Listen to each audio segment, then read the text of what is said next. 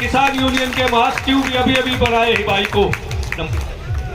मेरे लिए बहुत ही मान व सम्मान के योग्य है मेरे पिता तुल्य बुजुर्गों व हम उम्र नौजवान साथियों। जहां तक दूर घरों में मेरी आवाज सुनाई दे रही, मेरी माता व बहनों,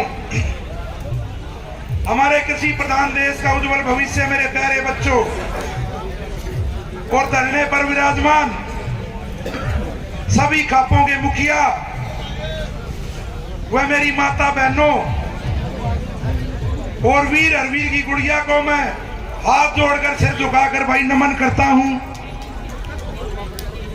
मैं नमन करता हूं और आप लोगों को एक बात बता देना चाहता हूं।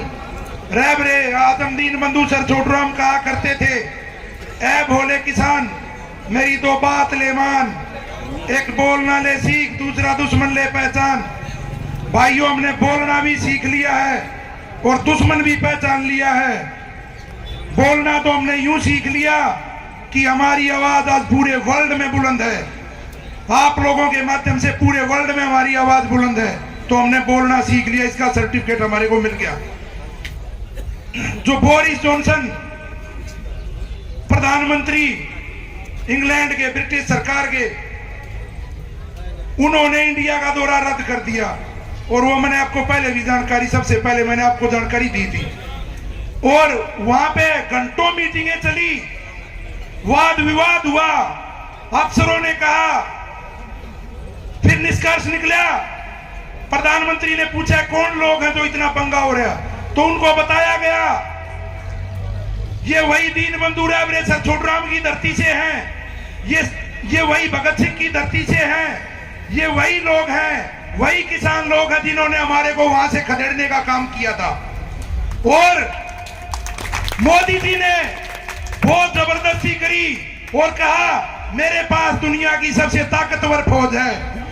तो साथियों, उन अफसरों ने फिर घंटों मीटिंगें की और निष्कर्ष निकाला और बताया उनको कि इनकी जो मिलिट्री है उनमें सभी इन किसानों के ही बच्चे हैं, इनकी पुलिस में इन किसानों के बच्चे हैं, उनमें भगत सिंह बसते हैं, उनमें उधम सिंह बसते हैं, उनमें नेताजी सुभाष चंद्र बोस बसते हैं, उनमें खुदीराम बोस बसते हैं। तो सारा वाद विवाद हुआ और आप लोगों की जीत हुई।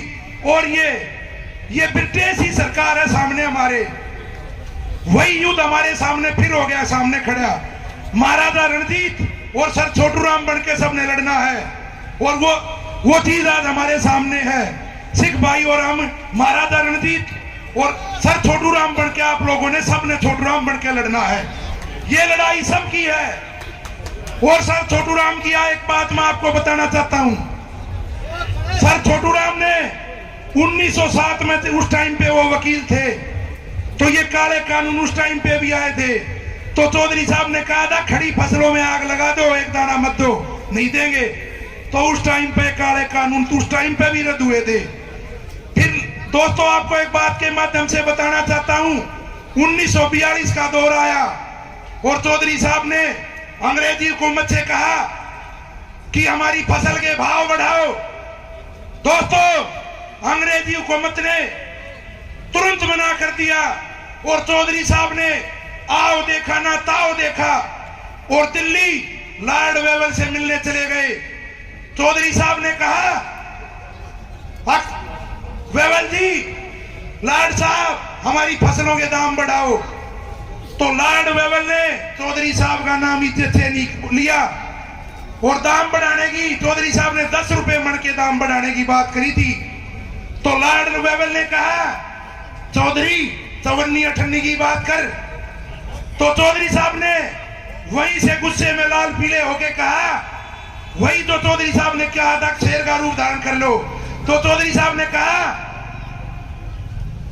अगर एक भी दाना हम सरकार को नहीं देंगे, अपने खाने के अपने घर में देखेंगे, और हरियाणा, पंजाब और पूरा किसान वर्ग आज मेरी मानता है, हम अपनी फसलों में आग लगा देंगे।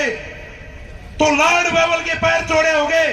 उन्होंने क्या कहा, चौधरी साहब से कहा, चौधरी साहब, सर जी फिर फिर वो इज्जत से नाम लेने लगे और सिर झुका के कहा चौधरी साहब आपके 10 रुपए मन बढ़ा दिए। तो चौधरी साहब बोले 10 नहीं 11 रुपए मन। तो लाड बाबा ने पूछा 11 रुपए की 1 रुपया चौधरी साहब किस चीज का? तो चौधरी साहब ने कहा 1 रुपया हमारी दांत घिसाई का। और दोस्तों वही लाड बाबा हमारे सामने मोदी के रूप में, वही छोटू राम आप और हमने सब ने बनना है, वही महाराजा रणजीत सिंह हम सब ने बनना है। और लाड बाबल ने वो 11 रुपए भी चौधरी साहब की बात मान ली और आप लोगों को अनाज का उस टाइम पे भी सही भाव चौधरी साहब ने दिलाने का काम किया। दोस्तों वही टाइम आ गया है, चौधरी रणजीत सिंह ने अफगानियों के तख्त हिला दिए थे। आज इस सरकार के को मैं अपने धरने के माध्यम से बताना चाहता हूं, या तो हमारी मान जाओ, नहीं तो वही लाड बाबल की तरह मनवा लेंगे। हमारे में इतनी ताकत है, हमारे को मनवाना आता है। हमारे अंदर चौधरी छोटू राम का खून है, हमारे अंदर चौधरी चरण सिंह का खून है, हमारे अंदर खुदीराम बोस भगत सिंह बसते हैं, हमारे अंदर उत्तम सिंह बसते हैं, हमारे अंदर चौधरी रणजीत सिंह महाराजा रणजीत सिंह बसते हैं। तो साथियों आपके आगे सरकार को भी झुकना पड़ेगा। मैंने बार बार कहा था 26 जनवरी की तैयारी करेंगे। भाई आप लोगों को आज मैं फिर कहना चाहता हूं, 26 जनवरी को किसी का भी कृषि का साधन, चाहे हमारे पास जेसीबी है, चाहे हमारे पास कृषि का कोई भी साधन है, ट्रैक्टर ट्राली जेसीबी कंबाइन, सभी को सजाकर जैसे हम दिवाली पर अपने पशुओं को घंटी बांधते और सिंगा का तेल लगाते हैं, उसी तरह अपने पशुओं को भी तैयार कर लो और अपने कृषि के यंत्रों को भी माला डालकर तैयार कर लो और तिरंगा लगाकर 26 जनवरी को हम दिल्ली में परेड का काम करेंगे और देखेंगे कौन तिरंगे का अपमान करता है। और भाइयों एक बात और बताना चाहता हूं, कभी कोई भाई या नेता बने फिरता हो और लास्ट में सरकार की दाब लगा, जब घर न घुसा तब बाहर ते बटोड़े, वहां गांव में बाहर बटोड़े दे घुसा लियो, गांव में मत घुसने दियो। रोड आगे से जेल और से बिल्डोजर तारो। भाइयों आप लोगों ने जिम्मेवारी दी थी, मैं इस धरने के आशीर्वाद से आज आप लोगों की ताकत से सोनीपत वाले भाइयों का फोन आया सुबह, वहां 3000 ट्रैक्टर इकट्ठे थे। भाइयों आपका बेटा गया तब उन्होंने ट्रैक्टर चालू करे हैं, मेरे को पगड़ी बांध के माला डाल गए। तो ये आपके धरने की जीत है। भाइयों आप लोगों का नेतृत्व पूरे हरियाणा ने मान लिया, खाली इस धरने का नेतृत्व आज पूरे हरियाणा ने मान लिया। भाइयों आप लोगों का ये प्यार, ये कर्जा मैं अपनी 3 पीढ़ी भी न्यौछावर कर दूं तो आप लोगों का कर्जा मेरे से नहीं उतरेगा। जो आप लोगों ने मेरे को प्यार और सम्मान दिया है।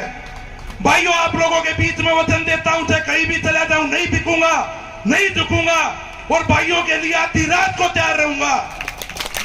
रे 3 बंधु सर छोटू राम, 3 बंधु सर छोटू राम, चौधरी चरण सिंह, किसान एकता, हरियाणा पंजाब भाईचारा, हरियाणा पंजाब भाईचारा। भाइयों मैं अपनी वाणी को विराम देते हुए आप लोगों से माफी मांगता हूं, कोई गलत बात निकल गई हो, आपका बच्चा हूं, छोटा समझ के माफ कर देना। बहुत बहुत धन्यवाद, आप लोगों ने मेरे को सुना। धन्यवाद।